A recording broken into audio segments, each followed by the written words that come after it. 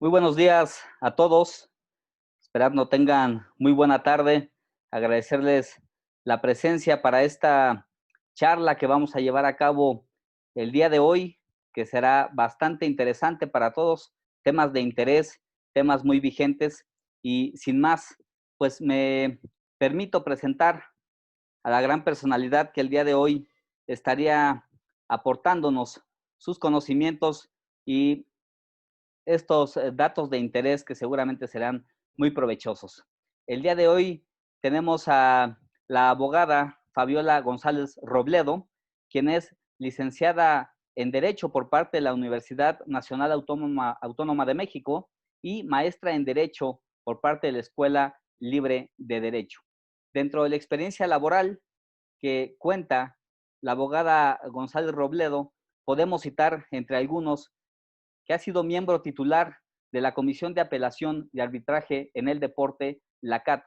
También ha fungido como subdirectora de proyectos especiales en Presidencia de la República.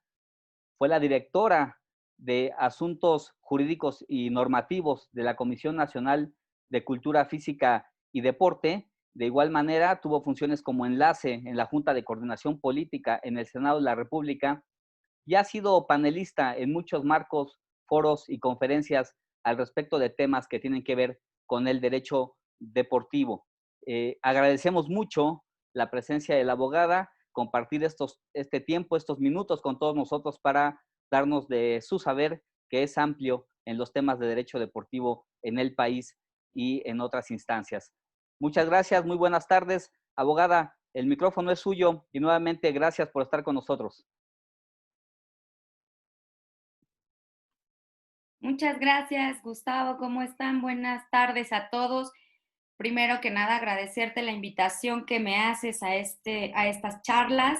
Ojalá que podamos enriquecernos mutuamente. Y bueno, pues platicando con Gustavo, me invita a participar en esta conversación sobre la estrategia para prevención de violencia y acoso en el deporte. Un tema muy sensible y muy interesante hoy en nuestros días, que nos requiere de mucho conocimiento, de mucha sensibilidad, pero creo que principalmente es de estar informados y de las obligaciones que ustedes como organización deportiva en su momento deben de implementar. ¿Por qué surge este tema? Bueno, derivado del aumento de denuncias de acoso y de abuso de poder o de abuso lisa y llanamente en el deporte, que se da por parte de algunos atletas e incluso de algunos entrenadores, y en especial de un género que es el femenino. ¿Y qué es lo que hacen las organizaciones deportivas? Buscan la inclusión de una política de protección y bienestar en el entorno deportivo. Entonces, el COI, como principal organismo internacional que controla o regula el deporte, es quien toma la bandera y emite un manual por ahí que es como una serie de recomendaciones y estrategias que deberán de tomar los CONS, esto es los comités olímpicos nacionales en cada país, las federaciones internacionales, y a su vez ellas deberán replicarlo en sus federaciones nacionales en el país, ¿no? Entonces es que el Comité Olímpico Internacional, en su comité de ética, en su comisión de atletas, su comisión de mujeres, la comisión médica y científica y la comisión de entorno de atletas, diseñan este manual que busca proponer políticas y estrategias de acción, o más bien busca emitir recomendaciones para establecer estrategias y líneas de acción de protección a atletas en caso de acoso y abuso. Eh, ¿Cómo es este manual? El contenido de este manual tiene una serie de recomendaciones que van clasificadas de acuerdo al medallero. Es muy interesante. Bronce es las medidas mínimas que debe de tener al interior una organización deportiva como muestra de prevención o de atención al tema del acoso y el abuso. La plata son las ideales, las que amplían este margen de protección y obviamente pues brindan una mayor seguridad tanto a la organización como a sus afiliados y asociados, y las últimas son las de oro, que por supuesto son las ideales, ¿no? En este caso, se le permite a cada organización deportiva empezar a implementar conforme sus posibilidades lo permitan, pero evidentemente siempre va a ser mucho mejor en las más amplias, ¿no? Que es ir por el oro. ¿Qué busca este manual? Busca evidentemente proteger a través de políticas y procedimientos la protección de los atletas. Esto es, en un primer término, establecer en la normatividad que regula la organización deportiva este tema, introducirlo si es que no existe y si existe en su caso, profundizarlo y atender a aquellas deficiencias que tiene o no. Pero antes de entrar de lleno a esto, obviamente es súper importante entender a qué nos estamos enfrentando, ¿no? Al principio de cuentas, es importante tener claros algunos conceptos que muchas veces desconocemos y que son los que nos van a permitir atender o no bien un evento de este tipo. Entonces, si me ayudan con la siguiente diapositiva, y les platico, pues, ¿qué es lo primero que tenemos que saber? ¿Cuáles son los tipos de violencia o de abuso que se pueden dar en el deporte? Tenemos que hay en general 6 tipos de violencia. Una es la que obedece a violencia física y psicológica, que como bien se ve ahí en la presentación, puede traducirse en agresiones de tipo físico y psicológico, como peleas, lanzamiento de objetos, exceso de disciplina en los entrenamientos o incluso lastimar en los propios entrenamientos, especies de manipulación o insultos que minimicen el concepto de uno mismo y bajen la autoestima, ¿no? La siguiente forma de violencia es el acoso. Si me ayudan con la siguiente diapositiva, por favor.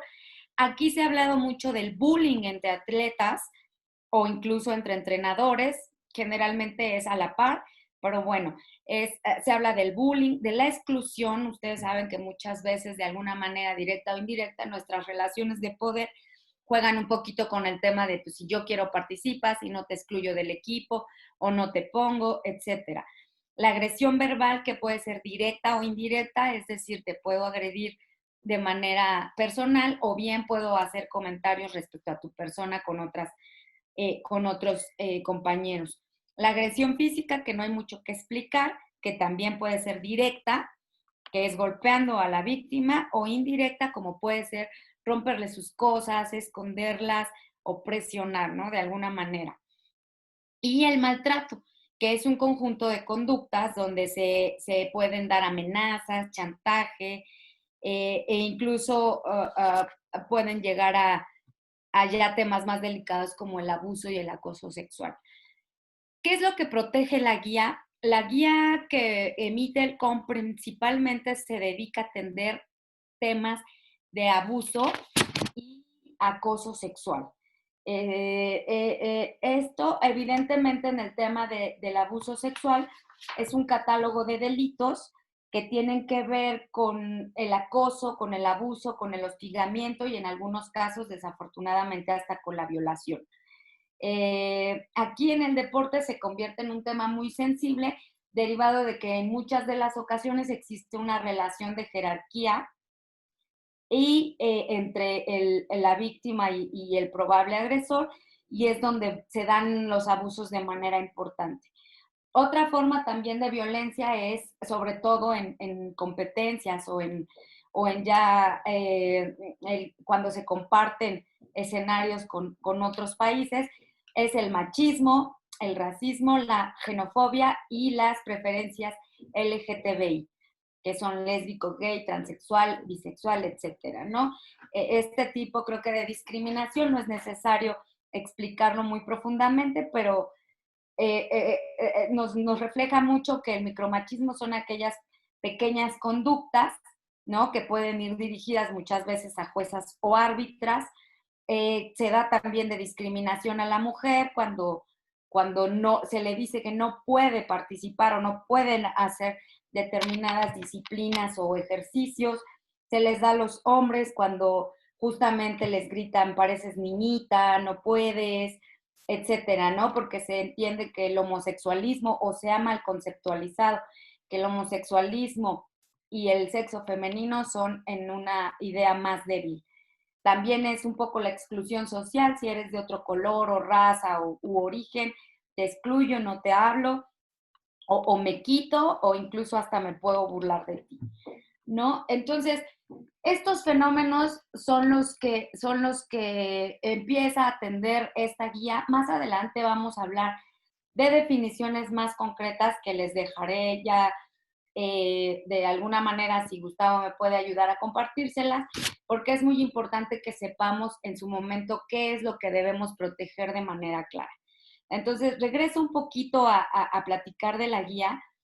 Esta guía, insisto, es un mecanismo como de seguimiento que emite el Comité Olímpico Internacional en general para que tanto federaciones internacionales, comités nacionales y en su caso federaciones en los países puedan establecer este catálogo de protección a sus atletas y no solo a sus atletas, sino todo al personal que labora en la organización, en este caso la federación, y tanto a su personal administrativo como a sus directivos y a sus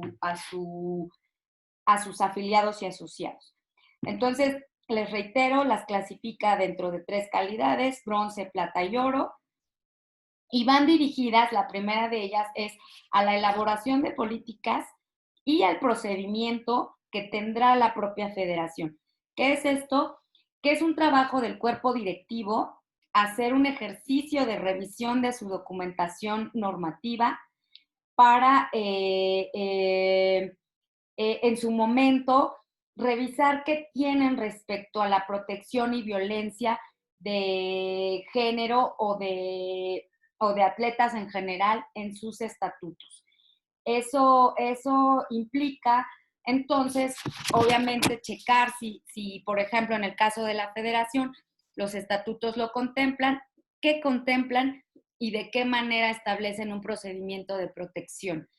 Revisando ahí un poquito los estatutos de la Federación de Gimnasia, me he podido dar cuenta que efectivamente tienen un catálogo de sanciones administrativas o más bien federativas en donde toman la cuestión del acoso y del abuso o de la discriminación como una falta grave. Sin embargo, es enunciativa, creo que podría trabajarse un poco más en profundizar y en definir todos estos tipos que hoy el Comité Olímpico y la comunidad internacional están atendiendo respecto a la violencia en general. Perdón, la primera es reconocer que se tiene. Obviamente siempre sugieren que esto sea acompañado de un especialista por tratarse de temas tan sensibles y a veces de un corte técnico. No es fácil distinguir un acoso de un abuso. Recordemos también que es muy complicado en tema deportivo y sobre todo de alto rendimiento confundir a lo mejor un abuso deportivo con una exigencia de rutina que es lícita. O bien también cuando existe un problema entre integrantes de una selección o etcétera, o de una delegación, llámese entrenador, atleta, etcétera, no es tan sencillo identificar un problema, una conducta lícita de exigencia de entrenamiento, que la verdad la comisión de una discriminación o la comisión de un delito. Entonces, por eso siempre sugieren el que este análisis se lleve a cabo a través de un especialista. Obviamente esto no obsta para que alguien dentro de la federación pueda prepararse en el tema y empezar a desarrollarlo en conjunto, ¿no? Con todas las recomendaciones internacionales que existen, que la verdad es que son amplias y específicas. ¿Qué es lo que sucede y por qué beneficia en su caso el establecer este tipo de políticas? Creo que beneficia a todos. Los efectos de la violencia en atletas no es necesario decirla. Creo que sabemos que puede reflejarse en la autoestima, en el rendimiento del atleta, en su permanencia o no dentro de los equipos o en el desempeño de su actividad y entrenamiento, ¿no? Pero ¿qué significa cuando la propia organización a través de su directiva toma la batuta en esto? Obviamente para ningún organismo deportivo es bueno que se den problemas de violencia en general de género, ya sea de género contra mujeres, contra hombres, o de acoso o abuso al interior de su organización, porque se pierde prestigio, se disminuye la capacidad de militancia o de empatía con la propia organización deportiva y evidentemente pues nunca será bueno solapar un tipo de conducta ilícita. Entonces, regresando también de nuevo a este tema, es importante que el Consejo Directivo sepa que siempre va a ser muy beneficioso atender estas recomendaciones internacionales y que sobre todo ya existe en el tema internacional muchísima información que puede servir de apoyo para complementar o mejorar o incluso introducir en los estatutos todos estos temas. Siempre también se aconseja que en la medida en que se empiece a dar una mayor atención o una atención más profunda a la violencia dentro o a la atención de la violencia dentro de la organización, los principales invitados siempre deberán de ser los atletas para que manifiesten las inquietudes o las propuestas que tengan respecto a este entorno. Insisto, estas políticas de prevención y protección que se comiencen a desarrollar deben de atender a los atletas, a las personas que a veces laboran como voluntarios, a los miembros de los equipos multidisciplinarios, porque también muchas veces es necesario capacitar a los metodólogos, a los entrenadores, a los nutriólogos y sobre todo a los médicos para poder identificar sobre todo a veces el tipo de lesiones, ¿no? Si estas son provocadas por el uso de algún equipo en un entrenamiento o de verdad obedecen a una agresión posible. También se debe de proteger al personal administrativo que de alguna u otra manera depende o está en colaboración con la federación y, por qué no decirlo, en algunos casos hasta la propia directiva cuando existen problemas entre iguales, ¿no? Ya tenemos detectado en el estatuto y en los reglamentos qué es lo que nos hace falta. Ahora viene la implementación y la puesta en marcha de este programa de protección contra abuso y acoso sexual. ¿Qué es lo que, o violencia en general? ¿Qué es lo que busca el atleta? Evidentemente busca poder tener un mecanismo de denuncia y que éste sea confiable, porque muchas veces, precisamente por la imagen que tienen las organizaciones deportivas entre una división importante de la cúpula frente a la comunidad deportiva, es que muchas veces no hay confianza. ¿Qué es lo que se pide? Que exista la posibilidad de la confidencialidad, que esto es otra cosa diferente al anonimato. También se debe de contemplar la capacidad de poder presentar denuncias anónimas. Entonces, ¿qué es lo que se les recomienda a las organizaciones? Establecer un mecanismo donde se puedan presentar las denuncias. ¿Cómo presento la denuncia? ¿Ante quién presento la denuncia? ¿Y qué va a pasar con mi denuncia? Partiendo de lo que ya hablamos previamente, de que muchas veces se tratan de delitos o conductas graves, otras que se tratan de problemas y otras que pueden ser investigados porque o deben ser investigados porque puede tratarse tal vez de un exceso en el entrenamiento, se requiere necesariamente que el atleta esté muy bien informado de qué es lo que puede hacer o cualquier persona que desea hacer uso de este mecanismo, qué es lo que puede hacer. Ahí, entonces, insisto, cómo presentar la denuncia. Muchas propuestas surgen en torno a esto, cómo crear un número de WhatsApp donde puedan presentarse las denuncias, que sean vía correo electrónico, que se hagan a través de un formato, que sean necesariamente presenciales. Eh, Evidentemente, siempre se le deberá de dar garantía de confidencialidad a la información. ¿Qué es confidencialidad? El manejo de los datos personales que tenga la denuncia, sobre todo para quien denuncia y para los probables involucrados. Que no es lo mismo el anonimato, que es cuando yo no quiero decir mi nombre, pero quiero denunciar una conducta. Entonces, ¿qué es eso? Lo primero que se debe de hacer es establecer cómo puedo presentar una denuncia. Segundo es qué se va a hacer con esa denuncia. Evidentemente, para incentivar un procedimiento transparente de atención y prevención de violencia, es importante que nosotros mismos, de primera mano, si están acudiendo a nosotros a presentar esa denuncia, nosotros le demos respuesta y le demos atención. Entonces, sé que por ahí existe la posibilidad de turnarlo a instancias superiores, como en este caso sería la Federación Internacional de Gimnasia y en su caso algunas salas del Comité Olímpico o algunas comisiones del Comité Olímpico. Pero siempre se va a agradecer que al interior de la propia federación pueda haber un seguimiento de la misma, ¿no? Entonces, ¿qué es lo que se requiere? Por ahí ustedes ya crearon una comisión especial, la cual platicaremos de ella un poquito más adelante porque es necesario platicar qué es lo que debe de tener esta comisión especial. Obviamente el siguiente paso será que quien reciba esta denuncia debe de ser una persona capacitada. Se recomienda que haya personal de ambos géneros por si prefiere el denunciante o no dirigirse a alguien en particular, y el que esta denuncia sea recibida con esa misma sensibilidad.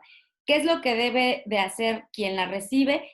Ponerse en contacto con quien la está haciendo y ofrecerle la asesoría correspondiente, que en este caso se convierte en una asesoría legal, de señalarle cuál es el procedimiento que se va a seguir al interior de la organización deportiva, esto es la federación, y bien si en su caso tiene la posibilidad o no de denunciar frente a otras autoridades, como podría ser el Ministerio Público, como podría ser un juez de justicia cívica, entre otras cosas.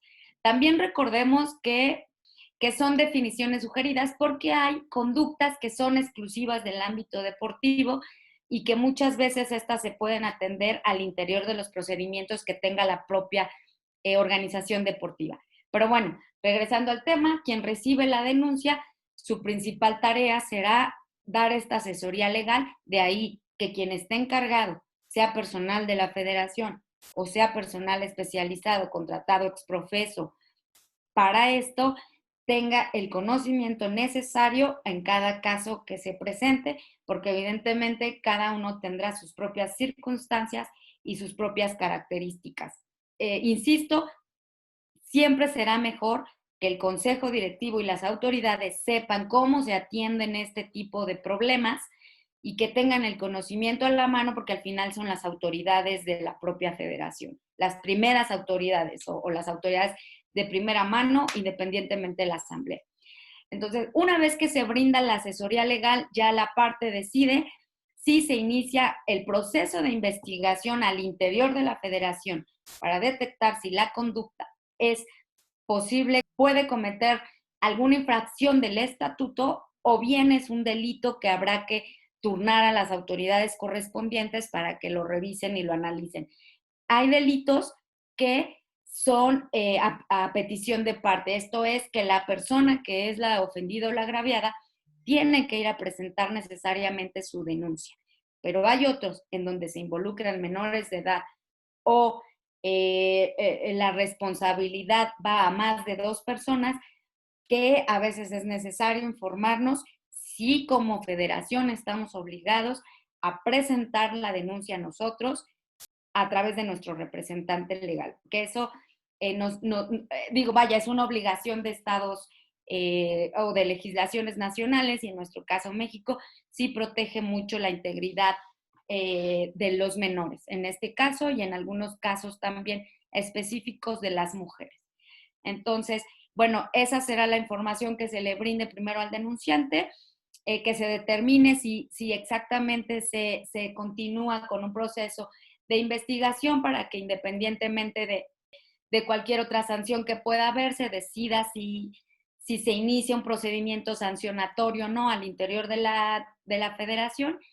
Y bueno, pues entonces ya se toma participación al interior de la organización deportiva. Aquí es muy importante también atender que la armonización que tengan los estatutos con esta comisión que están creando debe de ser muy importante. De lo contrario, el trabajo de la comisión se volvería infructuoso en la medida en que quien pueda ser probablemente sancionado aproveche una falla del procedimiento y entonces anule todo el trabajo hecho por esta comisión. La máxima autoridad hasta ahorita encargada de sancionar es el Consejo Directivo. Entonces, darle una facultad de sanción a la comisión iría contra el propio estatuto, entonces es necesario armonizarlo. de alguna manera también en el tema de la investigación es necesario que se determinen si se pueden dar algún tipo de medidas cautelares o precautorias que es un término jurídico muy específico, pero el objetivo que persigue es salvaguardar la situación y que ya no continúe el riesgo. Un ejemplo es si existe una denuncia de acoso y de un entrenador hacia su atleta y nosotros permitimos que siga la situación de modo, tiempo y lugar donde se siga cometiendo la conducta, bueno, pues estaríamos siendo lentos en el actuar, ¿no? Entonces, una vez que se da una primera audiencia al involucrado para saber y tener los elementos de decidir si imponemos una medida o no, esta debe de estar fundada y motivada. No solo porque viene alguien y me dice que lo están acosando, yo tengo que poner una medida precautoria. Tengo que tener más elementos para decir de manera fundada y motivada que efectivamente voy a proteger ese riesgo. De eso después se empieza a hacer la investigación, obviamente se recopilan pruebas y todo esto va establecido en un procedimiento sancionatorio. Ya la federación tiene en alguna medida procedimientos sancionatorios. Insisto, se deberá de armonizar lo que ya existe actualmente en el estatuto con lo trabajado por esta comisión y que logren el objetivo. Aquí es muy importante saber qué tipo de sanción van a dar a cada conducta que ustedes tengan clasificada. Es decir, si es una violencia, si es un acoso, si es un abuso o si se llega a extremos excesivos ya de una violación. Muchas veces es importante señalarles que muchas veces las autoridades federativas o de la organización deportiva, tratándose de la comisión de un delito, esperan la resolución la sentencia que emita un juez para entonces poder determinar si sancionan o no al probable involucrado. Eso también resulta de manera importante. Insisto, quisiera también platicarles un poquito del tema de las definiciones que se están manejando en el término deportivo, porque son muy específicas, estas deberán de ser tomadas en cuenta para el momento de empezar a definir su línea de acción en atención al acoso y al abuso y a la violencia. Entonces, lo que recomienda el Comité Olímpico Internacional es que atendamos como abuso psicológico cualquier conducta no deseada que incluya desde incomunicación, aislamiento, agresión verbal, humillación, intimidación, infantilización o cualquier otro trato que pueda menoscabar el sentido de identidad, dignidad y autoestima. Entonces, aquí estos temas son muy, muy delicados, sobre todo por el alto rendimiento. La experiencia nos ha dicho que muchas veces para el ejercicio de una disciplina, los niveles que requiere el alto rendimiento, existe una carga importante de trabajo, ¿no? Entonces, eso en muchas de las ocasiones puede confundirse con abuso físico o abuso psicológico. En particular en la gimnasia que ustedes tienen la fortuna de dirigir y practicar, ustedes sabrán que la complexión física y anatómica es importante y muchas veces tenemos entrenadores que no tienen aún la sensibilidad de diferenciar entre lo que es una exigencia deportiva y un trato discriminatorio. En palabras sencillas, no es lo mismo decir necesitas mejorar tu índice de masa corporal o de fuerza muscular a que estás gorda, tienes que bajar de peso, ¿no? O deja de tragar. Estos temas de abuso psicológico se vuelven de verdad un tema bien importante de sensibilización. De ahí que otra de las recomendaciones sea efectivamente el que este mecanismo y procedimiento que tengamos de atención de prevención y violencia también sea difundido, ¿no? La primera línea es establecerlo dentro de nuestra normativa, conocerlo y para eso nos dan muchas ideas en el Comité Internacional y es un tema muy avanzado de cómo establecer nuestros propios procedimientos, ¿no? Hemos platicado ya un poquito de ellos, denuncias anónimas y etcétera. sigamos con la definición. El COI señala que puede haber abuso físico cuando hay una conducta deliberada que incluya puñetazos, golpes, patadas, mordeduras y quemaduras que provocan un trauma o una lesión física. También puede consistir en actividad física inapropiada o forzada, por ejemplo, cargas de entrenamiento para la edad del atleta o para la constitución física, o ponerlo a entrenar estando lesionado y aún sintiendo dolor, ¿no? O que lo obliguen de alguna manera a consumir alcohol o alguna práctica de dopaje. Aquí seguramente este caso le sonará un poquito familiar por algunos temas, sin embargo, insisto, hay que tener muy claro, y de ahí que el conocimiento ayude muchísimo, de cuándo de verdad se trata de un abuso físico, de cuándo solo es un problema de entendimiento o de cuándo estamos hablando de verdad de una conducta grave que es necesario atender desde otras vías. Aquí el abuso físico a veces también nos conlleva a que se cometa otro tipo de delitos más graves como el acoso sexual. Es importante entender que en México existe una gama de delitos que clasifican el normal desarrollo sexual o psicosexual de las personas. En el Comité Olímpico lo engloban en acoso sexual, que es toda conducta no deseada de naturaleza sexual, que ya pueda ser verbal, no verbal o física. Y el acoso puede tomar forma de abuso sexual ya, que es esa conducta que con o sin contacto físico o penetración se hace sin el consentimiento de la otra persona o se coacciona a realizarla, ¿no? Esto es muy importante. Aquí esa gama va desde hostigamiento, acoso, abuso y hasta violación, que la violación es ya de la penetración sin consentimiento, ¿no? Ya no llámese tan solo del miembro viril, sino que pueda darse a través de cualquier objeto. Entonces, aquí esta que es la conducta que podría considerarse mucho más grave, es la que sí amerita que pongamos muchísima atención, igual que todos los delitos que tienen que ver con el normal desarrollo psicosexual, para estar muy pendientes y acompañar en nuestro caso al denunciante si quiere o no presentar su denuncia ante las autoridades correspondientes. Otra forma que también el Comité Olímpico Internacional considera como un asunto de violencia o de abuso y acoso es la negligencia, que es incumplir deberes de cuidar a nuestros atletas por parte de un entrenador o de una persona, como podrían ser los directivos en el caso de algún viaje o de alguna competencia, ¿no? Y que este incumplimiento le cause un daño o se permita que cause un daño o peligro inminente. Obviamente está de más decirles que se puede dar por cualquier motivo: raza, religión, color, credo, origen étnico, atributos físicos, de género, de orientación sexual, de discapacidad, de situación socioeconómica y de capacidad del atleta.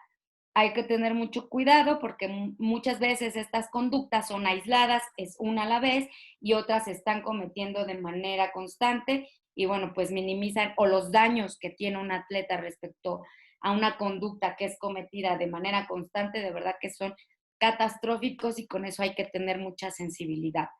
Insisto, hay que tener como directivos, quienes tienen el papel de directivos dentro de una organización, entender que tienen un papel de mucha responsabilidad, sobre todo por la cuestión de supremacía o de autoridad que reflejan al interior de la federación y las consecuencias que esto conlleva.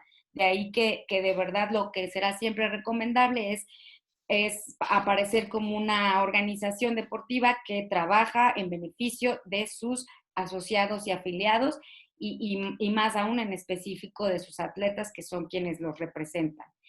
Insisto, pues estos daños que un delito así le ocasiona a los atletas pueden ser desde físicos, cognitivos, emocionales, conductuales y de salud mental. Bajan el rendimiento, se deprimen, incluso tienen pensamientos ya muy graves, tienen estados de ánimo cambiantes y etcétera, ¿no? A la federación o a la organización deportiva, evidentemente, tener problemas de este tipo les produce daño a su reputación, pérdida de jugadores y de asociados y en su caso hasta pérdida de patrocinios.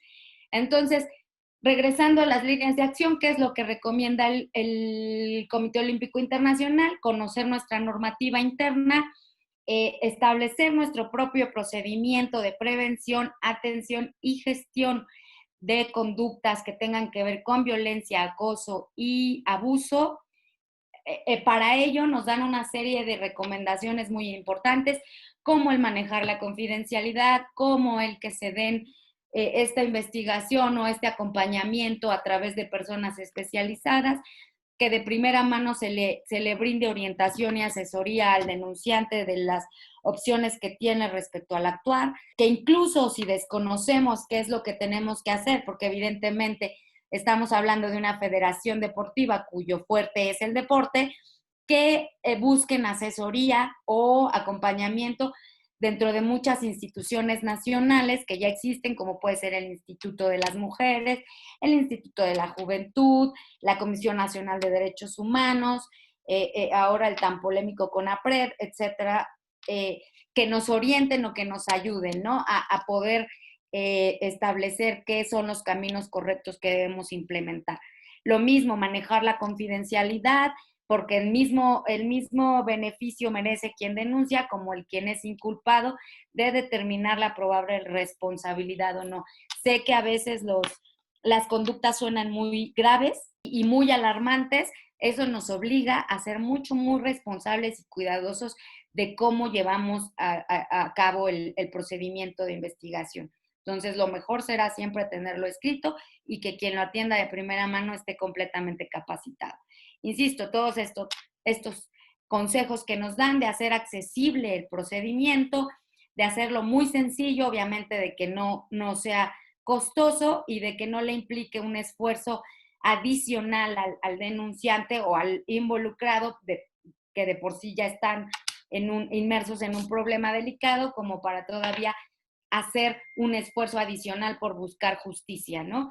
El siguiente paso, que ya es un poco más sencillo, es justamente difundirlo al interior de nuestra comunidad deportiva y de todos los que participan, para que justamente todos nuestros asociados y afiliados y trabajadores estén informados a qué tienen derecho, cómo pueden hacer valer este tipo de derechos. Para una organización esto la posiciona como de las organizaciones más comprometidas con su comunidad deportiva y con la transparencia y el manejo que den de los procesos que llevan a cabo en beneficio y en atención de la protección y seguridad de sus atletas. Es también importante el que estén en una constante retroalimentación para que puedan ganar esa confianza dentro de su comunidad deportiva. Insisto, las medidas que pongan entre mayor busquen alcanzar el oro y sean las óptimas, siempre serán bienvenidas, agradecidas y utilizadas con mucha responsabilidad. Eso también es muy importante, el hacer campañas de sensibilización, de información y sobre todo a grupos establecidos. Les insistí un poquito, es importante que tanto grupo metodológico como atletas, como médicos, como investigadores o como directivos estén informados de lo que en su ámbito, bueno, evidentemente de todo, pero siempre será más importante que también aprendan, por ejemplo, los médicos a reconocer una lesión que es producto de un entrenamiento o a una lesión que es producto de un abuso o acoso. Los entrenadores que tengan esta sensibilidad de cómo evitarse problemas de trato y de entendimiento con la comunidad, y que justamente también tengan esta sensibilidad e información y advertencia de que habrá una tolerancia cero para la comisión de algún delito de este tipo. Eso es muy importante porque evidentemente inhibe las conductas ilícitas o ilegales. Y el último punto también será el catálogo de sanciones, que deberá ser proporcional, no deberá de quedar al albedrío o a la decisión del propio jurado que determine la sanción. Siempre dará más confianza, que yo sé que si solo cometí a lo mejor un acto de violencia al llamarle de manera agresiva a una de mis atletas, no va a ser lo mismo la sanción que si desafortunadamente se comete un delito de acoso o abuso sexual. Entonces, siempre va a estar mucho más tranquila la comunidad si sabemos qué tipo de sanciones y qué catálogo de sanciones me corresponde. Si estoy cometiendo una conducta ilícita, eso inhibe las conductas y obviamente debe de haber una tolerancia cero, ¿no? Aquí es muy importante hablarlo con franqueza. No se goza de mucha fama, sobre todo, de buena fama, sobre todo en las cúpulas, de decir, pues si mi compadre es quien cometió la conducta, no pasa nada, no hacemos nada, pues como que no fue cierto, escondemos información. Yo creo que eso no ayuda a la transparencia ni al buen prestigio de ninguna organización deportiva. Yo creo que todos debemos de ser conscientes que este tipo de conductas no solo afecta a la víctima, sino afecta a todo un entorno social, ¿no? Los mensajes de impunidad y de no persecución, la verdad es que no abonan en nada. Entonces, partiendo ya de toda esta explicación de lo que recomienda el COI, es importante ahora hablar en términos de cómo adaptarlo a la federación. Como bien les comenté, sé que existe una comisión especial que está atendiendo estos asuntos. Creo que es un documento bastante avanzado que podría mejorarse en mucho. Él solo establece un procedimiento muy exhaustivo, pero insisto, habrá que homologarlo o armonizarlo con lo que ya establecen los estatutos, evitar las dobles sanciones, establecer este tipo de definiciones más claras, que estoy convencida que muchos todavía tenemos confusión entre lo que es un acoso y lo que es un abuso, hasta dónde puede llegar el abuso sexual, estos temas de negligencia, si son o no, si existen o no, o hasta dónde llegaba mi deber de cuidado, y etcétera. Entonces, eso es muy importante dejarlo definido en que la federación protegerá este tipo de conductas y que para ello creará una comisión especial. Es necesario también darle vida a la comisión especial de manera legal o formal y que ella establezca qué es lo que va a perseguir, cuáles son los delitos y dentro de ella se establezca todo este procedimiento que hemos platicado y que justamente se podrá ir desarrollando conforme se vayan analizando los requerimientos. Ahorita veo un buen procedimiento, sin embargo veo ahí algunas contradicciones con el estatuto o algunas necesarias complementaciones con el estatuto y efectivamente establecer el procedimiento sancionador, la autoridad sancionadora y el tipo de sanciones que siempre van a ser quienes den mayores seguridades y garantías. Creo que por mi parte es esta presentación. Quedo abierta a dudas y comentarios. Fue un placer estar con ustedes y bueno, espero que haya sido productiva toda esta charla que hemos tenido. Muchas gracias, Fabiola. De verdad ha sido muy interesante la plática que hemos tenido el día de hoy contigo al respecto de este tema, pues tan controversial siempre y que causa mucha confusión. Y pues nos ha quedado bastante claro mucho de los puntos y mucho del trabajo que se tiene por hacer. En este momento invitamos a todos los que están aquí presentes y conectados. Si tienen alguna duda, inquietud o comentario, me la pueden hacer llegar a través del chat. La leemos y poder pedir una respuesta por parte de nuestra ponente. Iniciando con la primera pregunta que tenemos ya aquí registrada.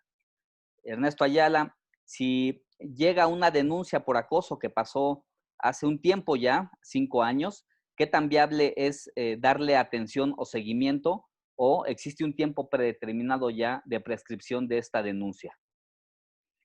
Ay, muchas gracias. Muy interesante esta pregunta. En realidad, en materia legal, sí existe un término de prescripción. Entonces, habría que ver el tipo de delito que está haciendo, o más bien la conducta que están denunciando para ver si ya prescribió o no, si este delito se puede denunciar de manera oficiosa o bien es la parte involucrada la que debe hacerlo. Y en el caso de la federación, saber si la conducta de abuso continúa para tomar cartas en el asunto y, de ser el caso que ya no continúe, sí analizar el expediente para poderlo cerrar a través de alguna de las opciones que sea posible. ¿Qué significa esto?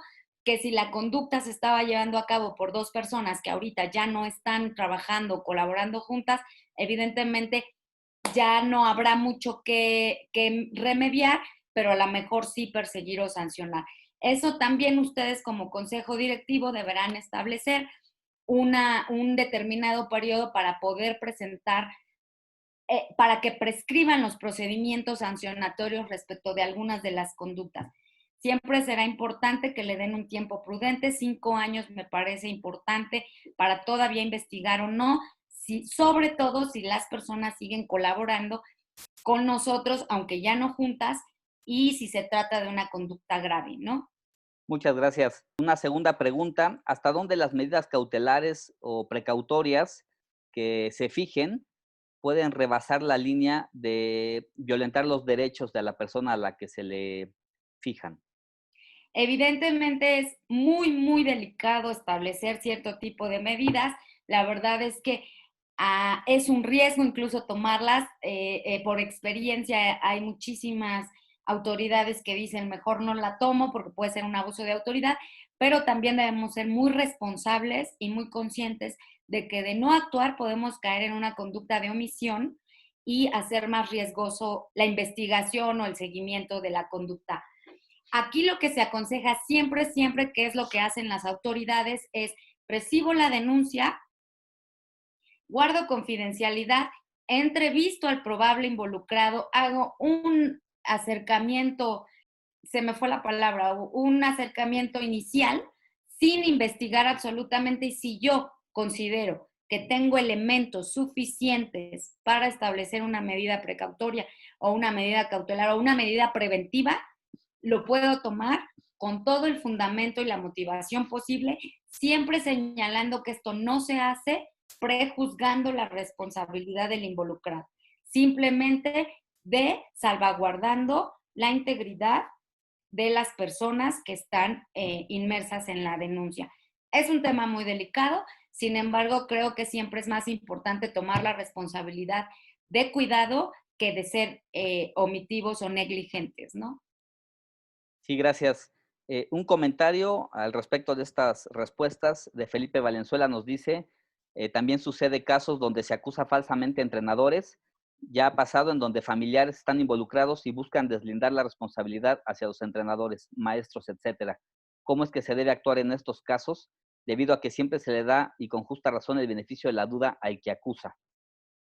Exactamente, es correcto, y este es un tema muy controvertido porque al tratarse de un tema demasiado sensible y demasiado riesgoso para la integridad y la dignidad, generalmente siempre se prejuzga sin llegar a los elementos suficientes. Entonces, ¿qué es lo que yo como abogada recomendaría? Evidentemente, lo primero que mencioné es el conocimiento. El conocimiento siempre nos va a permitir saber si incurrimos en una conducta ilícita o ilegal.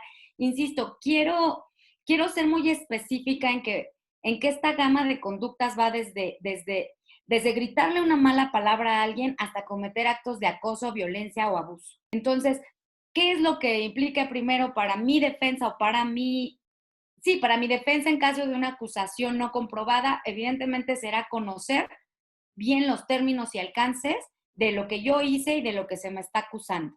Segundo, salir y enfrentar el problema. Para mí eso siempre será lo más importante, y aclarar y también pedir la garantía frente a la autoridad responsable. Hemos visto muchos casos en donde el tema mediático en plataformas tecnológicas, en noticieros o etcétera, termina con el prestigio o la integridad de muchas personas. Creo que debemos de ser muy conscientes que no nos debemos de dejar llevar por estos medios, sino por la defensa legal. ¿Por qué? Porque ella es la que nos va a permitir en su momento demostrar de manera documentada e informada si incurrimos en una responsabilidad o no. De ahí que también las autoridades que van a establecer medidas precautorias lo hagan con la mayor responsabilidad posible de tener los elementos suficientes o no. Si no detectan una cuestión de riesgo, no es necesario poner una medida de este tipo. Y sobre todo, siempre se debe hacer señalando que no se prejuzga a la persona que en este momento está sujeta a investigación. Lo que siempre abona en este tipo de conductas es la transparencia con la que nos dirijamos, la claridad de los procedimientos que vamos a seguir, y en su momento la claridad de información que se pueda dar. Insisto, una cosa es la confidencialidad de los datos y etcétera, y otra, la claridad que se pueda dar respecto a los procedimientos que sigue la federación o la organización deportiva de investigación.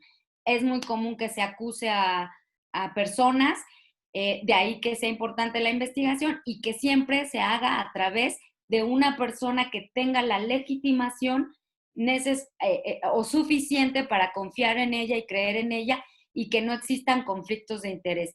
¿Qué es lo que sucede en este caso? Que efectivamente juegan factores diferentes como el que los papás se juntan y empiezan a desprestigiar no solo al entrenador, sino también al propio consejo directivo, al señalarlos que se trata del mismo grupo, ¿no? Que los directivos protegen al entrenador y que no va a pasar nada, y el linchamiento se vuelve mediático y no legal. Entonces, en eso hay que tener mucho cuidado, hay incluso formas del manejo de crisis, así le llaman, que siempre será dar la cara y aprender a responder con transparencia y claridad respecto de las conductas señaladas y obviamente asesorados, ¿no? Gracias. Otra inquietud, ¿son las redes sociales un medio formal para denunciar o recibir denuncias? No, bueno, actualmente existe una modalidad derivado del confinamiento y de toda esta crisis, que plataformas oficiales por ejemplo, de la Procuraduría, etcétera, admiten denuncias vía medio electrónico. Sin embargo, un Twitter, un Facebook, un Instagram o algo así no será suficiente para que la autoridad lo tome como una denuncia formal. En el caso de las federaciones o de las organizaciones deportivas, yo no considero que deba ser una denuncia formal. Sin embargo, es importante tal vez atenderlo y en su momento investigarlo. Quisiera aquí hablar de un tema bien interesante que también es un tema muy sensible sobre este tipo de denuncias, ¿no? A lo mejor existe una corresponsabilidad de la organización deportiva de alguna manera determinar si esas quejas informales tienen algo de verdad o no para el buen manejo de su organización al interior, ¿no? Y que de alguna manera, si el problema eleva de nivel, ustedes tengan los elementos suficientes para decir, yo actué de manera pronta y expedita, ¿no? Yo atendí con toda cuidado este tipo de quejas, aunque solo fueran quejas, no de un carácter formal, pero no se considerarán como una denuncia formal. Gracias. Una más que está por aquí. Dice, se habló hace un momento de que el dictamen para poder hacer una investigación y definir si esto procede o no debe ser por una persona idónea. ¿A qué se refiere esto? ¿Con qué características es esta persona? Sí, tal vez el término idóneo suene muy ambicioso, pero lo que quise decir es, debe de ser una persona que conozca los estatutos, la reglamentación, los alcances, el procedimiento sancionatorio. En su caso, si es que se establece, que creo que así va a ser, el funcionamiento de esta comisión especial y obviamente que esté preparado en temas de violencia, de abuso, de acoso y de cómo darle tratamiento. No es exclusivo de un externo. Se recomienda que sea un externo para evitar dudas sobre conflictos de interés, pero siempre puede haber un equipo de responsables dentro o al interior de la federación que se preparen para tener el conocimiento suficiente en este tema. Incluso pueden hacerse de manera acompañada, ¿no? Tal vez a lo mejor con el acompañamiento de un externo y que obviamente exista una cara amable, conocida y honorable en la atención del seguimiento de estos temas, o que para la comunidad deportiva parezca, más bien, sea de confianza. Muchas gracias. Pues es todo lo que nos llegó aquí al chat en las preguntas. Agradecemos mucho la charla, la información, el responder estas últimas inquietudes. Agradecemos mucho la presencia de la abogada Fabiola González, a todos los asistentes a esta conferencia, en la primera jornada que tenemos en esta Federación Mexicana de Gimnasia, e invitándolos para que puedan también estar acompañándonos en la siguiente. en la cuarta conferencia el día martes 30 de junio con temas médicos y de reincorporación a la actividad deportiva después de este confinamiento. Les agradecemos a todos la asistencia, la participación y sobre todo pues del deseo de que estén bien en casa, se sigan cuidando y que tengan muy, pero muy buena tarde. Gracias a todos y hasta luego.